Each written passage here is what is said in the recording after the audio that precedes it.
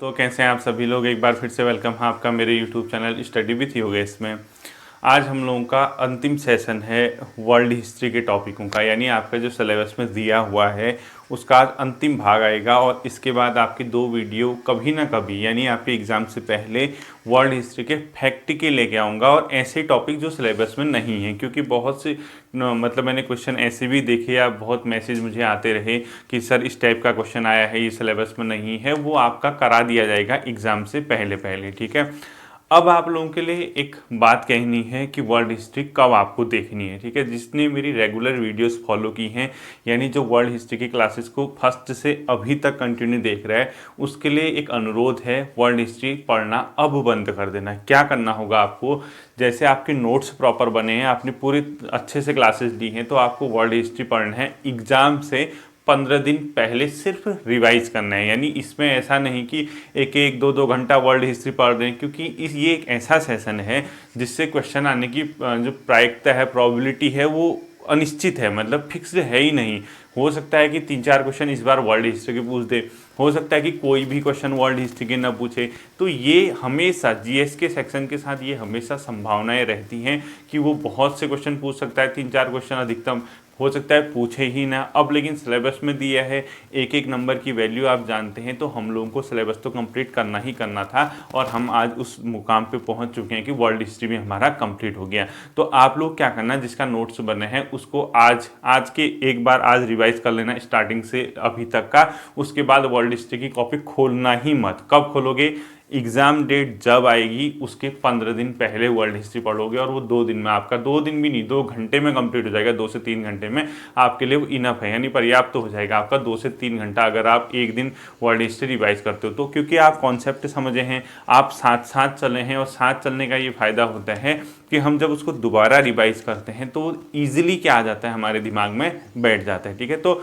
World history की classes को आप ऑफ कर देना, और सीधे कब पढ़ोगे, अब एग्ज़ाम से 15 दिन पहले अपना नोट्स बना के तैयार रख लिया होगा आपने, पहली बात। ठीक है, दूसरी बात, आने वाले जो वीडियो के सेशन हैं, यानी जो मैं अपनी वीडियो लेके आऊँगा, वो किस टॉपिक पे होंगे, कौन से होंगे, ये आपको कमेंट करके बताना है। क्योंकि देखो अभी जो है बहुत बुरा समय चल रहा है हमारे देश में, एक प्रकार की आपदा आई हुई है, एक प्रकार का संकट हमारे देश में है, और बहुत से लोग, इवन मेरे खुद के स्टूडेंट भी बहुत से ऐसे हैं जिसको समस्या है, जो बीमार हैं, या कोई खुद से बीमार है, या उसके परिवार में कोई बीमार है, तो इंसान इसमें डिस्टर्ब हो जाता है। इवन मैं भले ही यहाँ पे आके वीडियो बना रहा हूँ, लेकिन मैं भी मेंटली बहुत बार क्या हो जा रहा हूँ, डिस्टर्ब हो जा रहा हूँ। ठीक है, ये ऐसा ही समय है, आपके साथ क्या किसी दूसरे के साथ भी ये सब चीज़ हो रही हैं, लेकिन आपकी पढ़ाई न छूटे, इसलिए मैं आपके साथ टच में बने रहता हूँ, ताकि कम से कम आपको ये न लगे कि हर चीज़ हाथ से फिसल रही है। ठीक है, बुरा समय है, बुरा दौर है, कब तक टिकेगा हम भी देखते हैं, कब तक ऐसा ही रहेगा। ठीक है, कभी तो सही होगा,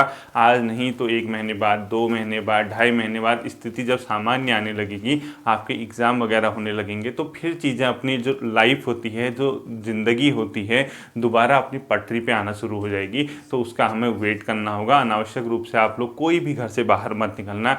जितना मैंने पढ़ाया है, जितना अगर आपको टाइम मिलता है, भले आप 1 घंटा, 2 घंटा, 3 घंटा पढ़िए, लेकिन इस समय का सदुपयोग कीजिए। क्योंकि अगर आपको आने वाले समय में सफलता चाहिए, तो आपको अभी भी हल्का फुल्का टच में रहना होगा। क्या है, देखिए, अनावश्यक रूप से बाहर नहीं जाना है, घर पे बैठ के तैयारी करनी है, और आपके लिए सब चीज़ें क्या होंगी, फायदेमंद होंगी। ठीक है, तो मंडे से कौन सी क्लासेज आएंगी, इसके लिए आप लोग मुझे क्या करेंगे, मैसेज कर देंगे। 2 ऑप्शन आपके पास हैं, या तो आप इकोनॉमी कहिए या आप मॉडर्न हिस्ट्री कहिए, जो भी आपको पढ़ने, क्योंकि इकोनॉमी तो मैं करा तो दूंगा, लेकिन अभी देखने वाले कितने वाली बात, क्योंकि बहुत से लोग बीमार चल रहे हैं, कोई ना कोई किसी न किसी तरीके से डिस्टर्ब चल रहा, तो कहीं क्लासेस न छूट जाए, इसका मुझे टेंशन है। तो आप लोग एक काम करना, अधिकांश लोग जो भी कहेंगे, या तो आप मॉडर्न हिस्ट्री पढ़ लीजिए, या आप पॉलिटी पढ़ लीजिए, या इकोनॉमी, 3 ऑप्शन देता हूँ मैं आपको। देखो, कंप्यूटर वगैरह तो मैं पढ़ाऊँगा बाद में, लेकिन अभी नहीं, क्योंकि कंप्यूटर से ठीक ठाक 7-8, 5-6 क्वेश्चन आने की संभावना है। तो जब ज़्यादातर लोग जुड़ जाएंगे, हालात सामान्य हो जाएंगे, तो कंप्यूटर और हिंदी उस समय पढ़ाऊंगा। क्योंकि अभी पढ़ा दिया, चीज़ें छूट गई, किसी दूसरे इंसान की कोई बीमार है, किसी को कोई समस्या है, वहाँ से मार्क्स आने ही आने हैं। तो उस सेशन को मैं तब कराऊंगा जब आप सभी लोग सही हो जाएंगे, जब आप सभी लोग क्या करेंगे, वीडियो से जुड़ जाएंगे और हालात सामान्य हो लग जाएंगे। ठीक है, तो 3 चीज़ें हैं, या आप लोग मॉडर्न हिस्ट्री का ऑप्शन जो पढ़ना है मंडे से, या पॉलिटी की क्लासेज जो भी आप लोगों को करना होगा। पॉलिटी अगर चलाऊंगा तो उसी से आगे वो चलाऊंगा, ठीक है, या इकोनॉमिक्स क्लास, या इन तीनों में जो भी आप लोग कहेंगे मैं वो करा दूंगा आपको। बीच बीच में उत्तराखंड की क्लासेज आपकी आएगी, क्योंकि उत्तराखंड का पंचायती राज वगैरह मैंने पढ़ाना है, वो भी आपका आएगा, वो भी आप लोग तैयार करेंगे। और हम लोग कोशिश करेंगे कि इस दौरान जितना भी हमसे हो सके, जितनी क्लासेज हम कवर कर सके वो करेंगे, ठीक है। बाकी ज़्यादा परेशान मत होना, अपना ध्यान रखना, पढ़ाई होते रहेगी, स्वास्थ्य है तो सब कुछ है, ठीक है। शरीर है, शरीर ही साथ नहीं देगा तो क्या कर लोगे बताओ। तो सबसे पहले अपना ध्यान रखिए। अगर आपको लगता है मेंटली फ्री हैं तो आप लोग पढ़िए, नहीं अगर आपको लगता है थोड़ा सा डिस्टर्बेंस लगता है तो सबसे पहले अपना ध्यान रखिए। 2 4 10 बार क्लासेस छूट भी जाएंगी तो रिकवर होके फ्रेश होके फिर से आप लोग पढ़ाई करेंगे, ठीक है। कल मैं आपको एक हल्का फुल्का मोटिवेशनल वीडियो दूंगा, कोशिश करूंगा कि मोटिवेशनल वीडियो आपको आए। इवनिंग में 4 बजे आप लोग लाइव सेशन में जुड़ेंगे। जितने भी लोग सही हैं, जितने लोग पढ़ रहे हैं वो लोग लाइव सेशन में जुड़ना, और मैं आपको उत्तराखंड के विविध क्वेश्चन पूछूंगा। विविध का मतलब है कोई पर्टिकुलर टॉपिक नहीं होगा, वो इधर उधर से क्वेश्चन मैं आप लोगों से करूँगा, और जिसको जो नहीं आता होगा वो नोट कर लेना। लगभग 80-100 क्वेश्चन मैं पूछूंगा, जो क्वेश्चन नोट नहीं आता होगा आप लोग उसको नोट करेंगे, ठीक है। फिर मंडे से आप लोगों के पास ये ऑप्शन है, कमेंट सेक्शन में मुझे बता देना। मैं इस पर पोल भी करवाऊंगा अपने यूट्यूब चैनल पे कि आपको कौन सी क्लास पढ़नी है, मॉडर्न हिस्ट्री, पॉलिटी या इकोनॉमी। आप लोग जो ज़्यादा जिस चीज़ की ओर जाएंगे मैं आप लोगों को वो करा दूंगा। कंप्यूटर और दूसरा सब्जेक्ट अभी मत लिखना हिंदी वाला, क्योंकि उसके लिए सबको जोड़ने दीजिए, सब लोग सही हो जाएंगे, थोड़ा लाइफ में आज मतलब पटरी में आ जाएगी ज़िंदगी, तो उसके बाद हम लोग उसको करेंगे, क्योंकि ताकि सबको मैं साथ लेके चल सकूँ, ठीक है। देखिए आज हमारा वर्ल्ड हिस्ट्री का अंतिम टॉपिक है। आप लोग हेडिंग डाल लीजिए विक्टोरिया, महारानी विक्टोरिया, महारानी विक्टोरिया। बहुत ज़्यादा इनके बारे में पढ़ना है नहीं, आपको कहानी सुनने को मिलेगी इनके बारे में भी, तो हमें कोई मतलब फ़ायदा है नहीं इनके बारे में ज़्यादा पढ़ने। इनके क्या किसी के बारे में भी, ये उसने सिर्फ ये लिखा है इनके समय की महत्वपूर्ण घटनाएं। तो देख लेते हैं कौन कौन सी महत्वपूर्ण घटनाएं हुई थी, कुछ अगर हमें मिलता है तो, ठीक है। महारानी विक्टोरिया कौन थी? ब्रिटेन की महारानी थी, यानी हम ब्रिटेन का पढ़ रहे हैं। तो इनका जो जन्म हुआ था वो 1819 में हुआ था, जबकि 1901 तक इनका क्या रहा था, जीवन रहा था, यानी 1819 से 1901 तक। इनकी मृत्यु कब हुई थी? 1901, 22 जनवरी 1901 को, ठीक है। तो 1819 से 1901 तक इनका क्या रहा था, जीवन रहा था। जबकि ये जो महारानी रही थी, तो ये तो इनका टोटल क्या था, मतलब टाइम पीरियड था, यानी ये इनका जीवन था, इनकी लाइफ इतनी थी, यहाँ इनका जन्म हुआ था यहाँ तक। लेकिन ये महारानी कब तक रही? 1837 से कब तक? 1901 तक। केवल 18 वर्ष की उम्र में क्या बन गई थी? रानी बन गई थी, महारानी ब्रिटेन की। महारानी कब से कब तक रही? 1837 से 1901 तक, जबकि इनका जीवन 1819 से 1901 तक था। और यहाँ क्या बन गई थी? ब्रिटेन की महारानी बन गई थी, ठीक है। इनके समय में जो ब्रिटेन था, बहुत ज़्यादा उसने अपनी ऊंचाइयों को पा लिया था। एक तो क्या था, जब महारानी विक्टोरिया सत्ता में आई उस समय आप सब लोग जानते हैं अधिकांश राष्ट्रों में ब्रिटेन का क्या था, शासन था। ब्रिटिश ने उनको अपना गुलाम बनाया हुआ था, चाहे भारत हो, भारत के कुछ पड़ोसी देश हों, अफ्रीका के कुछ इलाके हों। तो ये माना जाता है उस समय विश्व की आबादी का, इवन ऑस्ट्रेलिया वगैरह, ये माना जाता है विश्व की आबादी का लगभग 40% जो है महारानी विक्टोरिया के नियंत्रण में था। कहने का मतलब भले ही खुद उन्हें अपने नियंत्रण में नहीं रखा, लेकिन ब्रिटेन के नियंत्रण में था। और ये ब्रिटेन की समय क्या थी? महारानी थी। लगभग विश्व की 40% आबादी पे एक समय ने शासन किया, चाहे भारत का इलाका हो, कुछ और देश हों, ऑस्ट्रेलिया वगैरह हो, अफ्रीका महाद्वीप के इलाके हों। तो उस दौरान ब्रिटेन में क्या हुआ था, औद्योगिक क्रांति वगैरह चल रही थी, यानी इनके दौर में इंडस्ट्रियलाइजेशन वहाँ पे चल रहा था ब्रिटेन में। वो क्या है, वो है नहीं सिलेबस में इंडस्ट्रियलाइजेशन, यानी एग्रीकल्चर से हम इंडस्ट्री की ओर शिफ्ट हो गए, एग्रीकल्चरल इकोनॉमी छोड़ के इंडस्ट्रियल इकोनॉमी में हम आ गए, यानी औद्योगिकरण। साथ ही साथ राजनीति में चेंजेज आ रहे थे, सैन्य क्षेत्र में ब्रिटिश अपनी उपलब्धि को प्राप्त कर रहा था। तो इसके काल में अनेक हुई, ठीक है। तो अगला पॉइंट लिखो, इनके काल में ब्रिटेन में औद्योगिक, राजनीतिक तथा सैन्य क्षेत्र में नई ऊंचाई ब्रिटेन ने प्राप्त की। सैन्य क्षेत्र में नई ऊंचाई ब्रिटेन ने क्या की? प्राप्त की। तो औद्योगिक, राजनीतिक, सैन्य क्षेत्र में ब्रिटेन ने नई इकाई मतलब ऊंचाई प्राप्त की। साथ ही साथ विज्ञान के क्षेत्र में भी इसने ब्रिटेन क्या हुआ, बहुत ज़्यादा आगे निकल गया था। वैज्ञानिक विकास भी, यानी वैज्ञानिक क्षेत्र में भी वैज्ञानिक क्षेत्र में भी ब्रिटिश क्या निकल गया था, बहुत आगे निकल गया था। ठीक है, तो औद्योगिक, राजनीतिक और सैन्य के साथ साथ विज्ञान के क्षेत्र में ब्रिटेन ने बहुत ज़्यादा उन्नति कर ली थी, और इस उन्नति की वजह से इसका जो एरा होता है, विक्टोरियन एरा उसको कहते हैं। ठीक है, इनका काल पूरे यूरोप महाद्वीप में, पूरे भारत मतलब विश्व के इतिहास में ये जो टाइम पीरियड है इसको क्या बोलते हैं, विक्टोरिया काल यानी विक्टोरियन काल कहलाता है। ठीक है, इनका टाइम पीरियड विक्टोरियन काल के नाम से जाना जाता है, क्योंकि अलग अलग टाइप के औद्योगिक, राजनीतिक, सैन्य क्षेत्र में नई ऊंचाइयां तथा विज्ञान के क्षेत्र में भी बहुत ब्रिटेन आगे बढ़ गया था।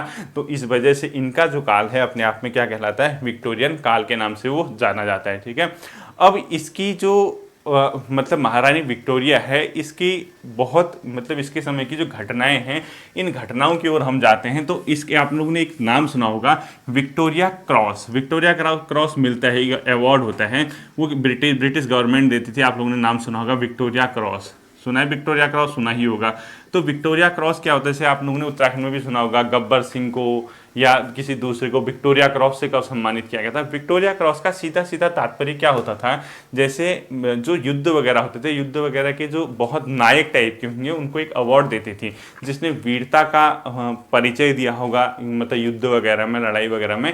तो वो विक्टोरिया क्रॉस की जो शुरुआत हुई थी वो इन्हीं के एरा में हुई थी, इन्हीं के टाइम पीरियड में हुई थी, और वो हुई थी 1856 के टाइम। एक क्रीमिया का युद्ध लड़ा गया था। क्रीमिया पड़ता है आपका ये मतलब जो रसिया है, रशिया के आप लोग इसी साइड देखना, ईस्टर्न वेस्टर्न साइड में, तो वहीं कहीं क्रीमिया पड़ेगा। तो क्रीमिया वॉर के दौरान इसी विक्टोरिया के नाम पे विक्टोरिया क्रॉस की शुरुआत की गई थी। ठीक है, तो विक्टोरिया क्रॉस की शुरुआत किसके समय हुई थी, महारानी विक्टोरिया। और विक्टोरिया क्रॉस किस क्षेत्र में दिया जाता है, अपने आप में एक प्रकार से युद्ध के जो नायक होते हैं उस क्षेत्र में दिया जाता है। 1856 से इसकी शुरुआत हुई थी। ठीक है, कब से लिखोगे, 1856, किस युद्ध के बाद, क्रीमिया युद्ध के बाद।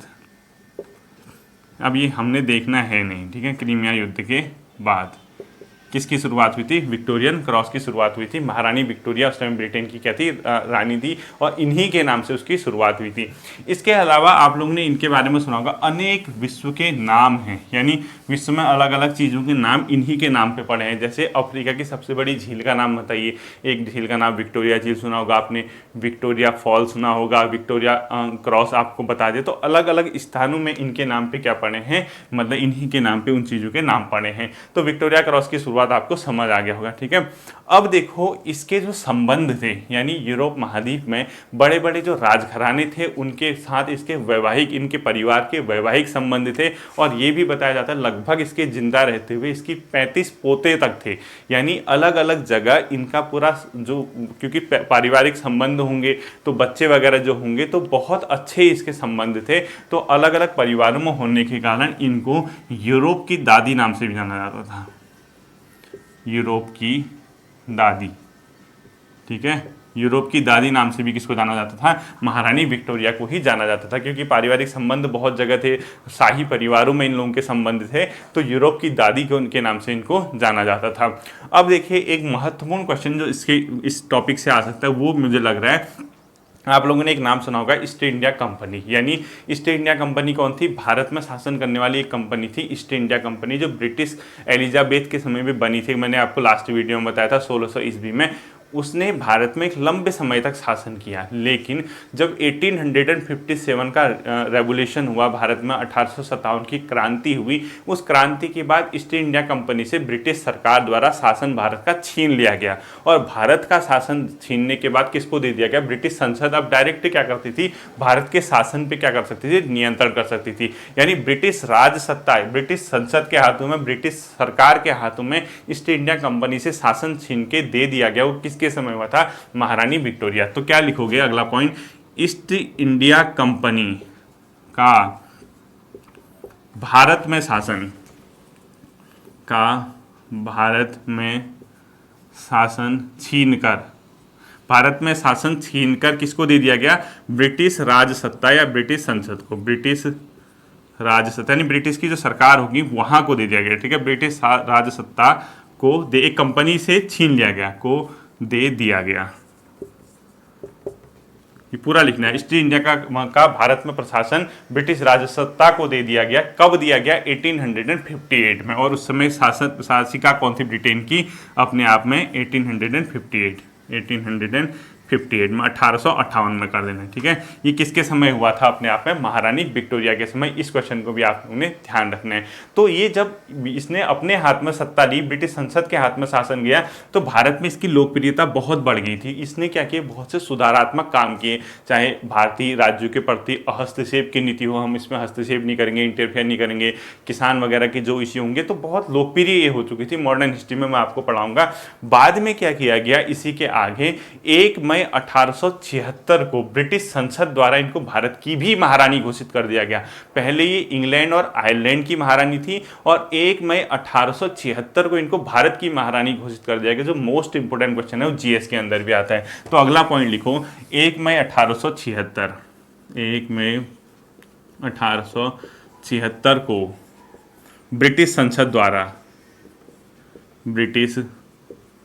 संसद द्वारा इन्हें भारत की महारानी घोषित कर दिया गया। ये बहुत इंपॉर्टेंट क्वेश्चन है, ये डेट याद रखना। भारत की महारानी घोषित कर दिया गया। कब किया गया पूछेगा आपसे? तो 1 मई 1876 को ब्रिटिश संसद द्वारा इन्हें भारत की महारानी घोषित कर दिया गया। और इस चीज को बोलते हैं इम्प्रेस ऑफ इंडिया। क्या बोलते हैं इंग्लिश में? Impress of India. Impress of India यानी सामग्री भी लिखा होगा कहीं, है सामग्री, भारत की सामग्री, इस टाइप से कुछ लिखा होगा। इम्प्रेस ऑफ इंडिया, भारत की महारानी या भारत की सामग्री इस टाइप का कुछ लिखा होगा। इम्प्रेस ऑफ इंडिया इंग्लिश में बोलते हैं। 1 मई 1876 को इन्हें ब्रिटिश संसद द्वारा घोषित कर दिया गया। और लास्ट फैक्ट जो हमें इनके बारे में जानना है, इनके टाइम में एक दिल्ली दरबार का आयोजन हुआ था, यानी दिल्ली में एक दरबार का आयोजन किया गया था। वो डेट है 1 जनवरी 1877। लिखो 1 जनवरी 1877 को इनके समय दिल्ली दरबार का आयोजन किया गया था। ब्रिटिश सरकार क्या करती थी? दिल्ली दरबार का आयोजन करती थी अलग अलग टाइम पे, ठीक है। दिल्ली, वो मॉडर्न हिस्ट्री का टॉपिक है, वहाँ पढ़ा दूंगा। दरबार का आयोजन इनके समय में किया गया था, ठीक है। बाकी इनके बारे में बहुत से कहानी वगैरह है, उन कहानी को हमने पढ़ना ही नहीं। क्या करेंगे बताओ अनावश्यक रूप से कहानी पढ़ के? तो हम लोगों को 1 जनवरी 1877 को दिल्ली दरबार का इनके समय किया गया था, आयोजन किया गया था। इतना ही हम लोग इनके बारे में पढ़ना है, इससे ज़्यादा कुछ भी नहीं पढ़ना है, ठीक है।